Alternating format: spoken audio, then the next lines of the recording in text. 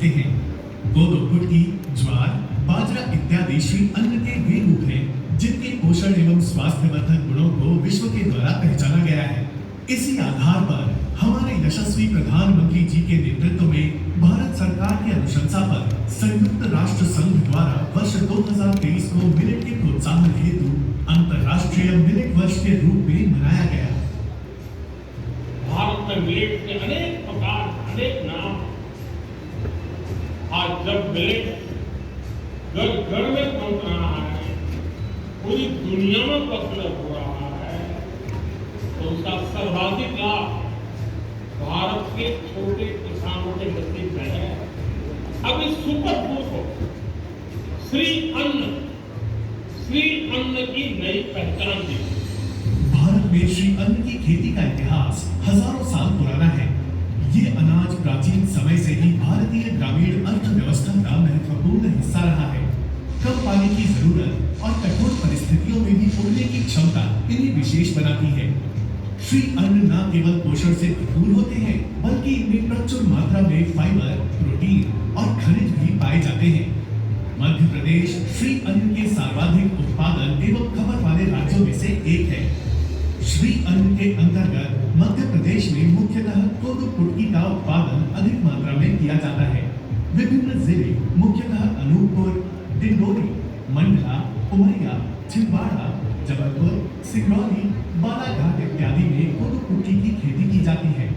उनके प्रसंस्करण एवं खाद्य सृजन से राज्य के पोषण स्तर में आमूलचूल परिवर्तन की संभावनाएं हैं। भारत सरकार द्वारा मिलेट्स का प्रोत्साहन करने के लिए श्री अन्न मिशन की शुरुआत की गई है। इस मिशन के तहत किसानों को उन्नत बीज, तकनीकी सहायता और फसल की उचित कीमत दिलाने का प्रयास किया जा रहा है। इसी दिशा में मध्य प्रदेश सरकार द्वारा भी श्री अन्न की खेती को बढ़ावा देने के उद्देश्य से रानी दुर्गावती श्री अन्न प्रोत्साहन योजना को प्रारंभ किया गया है। इस योजना के अंतर्गत कोदो एवं कुटकी की खेती एवं प्रसंस्करण में कार्यरत किसान उत्पादक संगठनों को वित्तीय एवं तकनीकी सहायता प्रदान की जाएगी।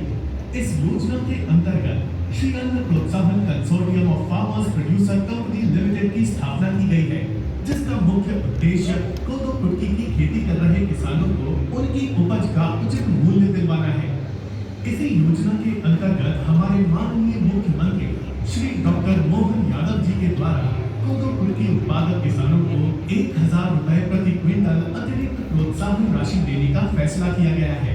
विभिन्न संगठनों के द्वारा कोदो, कुटकी के प्रसंस्करण उपरांत बिस्किट, कुकीज, पास्ता, ब्रेड इत्यादि प्रसंस्कृत उत्पादों का निर्माण किया जा रहा है।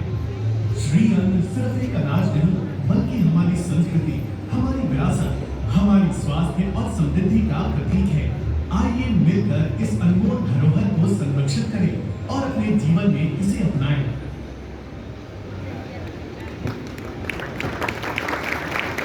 और मंच पर आमंत्रित हैं हमारे दो किसान भाई जिन्हें कोदो, कुटकी के बीच यहाँ पर हमारे माननीय मुख्यमंत्री जी भेंट करेंगे। और ये किसान भाई हैं श्री श्याम सिंह कुशवाहा और श्री संतोष मीणा जी, भैरवपुरा, भोपाल से हैं आप दोनों।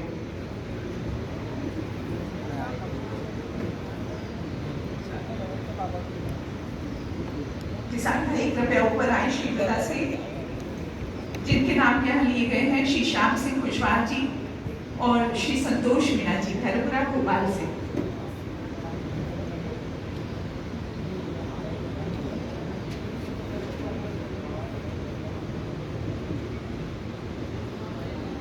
उत्पादन प्रसंस्करण की उन्नत तकनीक के प्रशिक्षण के लिए प्रदेश स्तर पर कृषकों के शैक्षणिक भ्रमण तथा प्रशिक्षण कार्यक्रम भी इस दौरान आयोजित किए जा रहे हैं। और यहाँ पर कोदो, कुटकी के बीज यहाँ प्रदान किए जा रहे हैं, भेंट किए जा रहे हैं।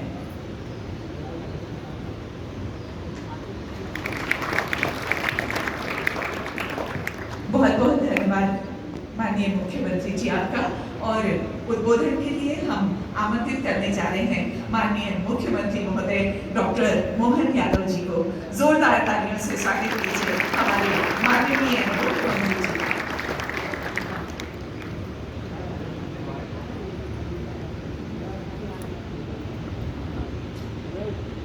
अंतर अंतर्राष्ट्रीय योग दिवस इस अवसर पर राज्य स्तर पर पूरे संपूर्ण आयोजन में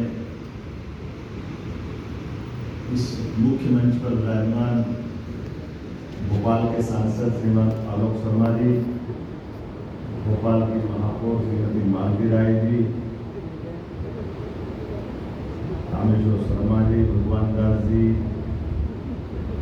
श्री किशन सूर्यवंशी जी, प्रदेश में स्थान स्थान पर अलग अलग स्थान पर बैठे हुए हमारे सभी माननीय मुख्यमंत्री, उप मुख्यमंत्री जी, माननीय मंत्रीगण, सभी सांसदगण, सभी गणमान्य अतिथिगण, अधिकारीगण, इस अवसर पर योग अभ्यासी सभी मित्रों, पत्रकार, लगभग 10 वर्ष पहले आज ही के दिन यशस्वी प्रधानमंत्री ने संयुक्त राष्ट्र संघ ने प्रस्ताव रखा, योग से निरोग दुनिया। माननीय प्रधानमंत्री जी के सुझाव से जिस प्रकार से सहमति हम सबको जानकारी है, लगभग संयुक्त राष्ट्र संघ के कुछ ही देशों को अगर छोड़ दें तो सभी ने सर्वानुमति से न केवल इस प्रस्ताव को स्वीकार किया, बल्कि योग के माध्यम से भारत की ये उज्जवल, गौरवपूर्ण और गरिमापूर्ण बड़ी ख्याति से लोगों ने इसको सिर माथे पे लगाया। तुरंत प्रस्ताव पारित हुआ और भारतीय संस्कृति की ध्वजा लहराई। मेरी अपनी ओर से खासकर अंतर्राष्ट्रीय योग दिवस के अवसर पर यशस्वी प्रधानमंत्री को मैं कोटि से बधाई भी देता हूँ, जिनके कारण से एक और पड़ाव इसमें जुड़ा है, श्री अन्न संवर्धन अभियान। हम सब जानते हैं कि योग के माध्यम से निरोग रहने के लिए हमारी शारीरिक दक्षता की आवश्यकता है, लेकिन दक्षता के साथ आहार का भी उतना ही महत्व है।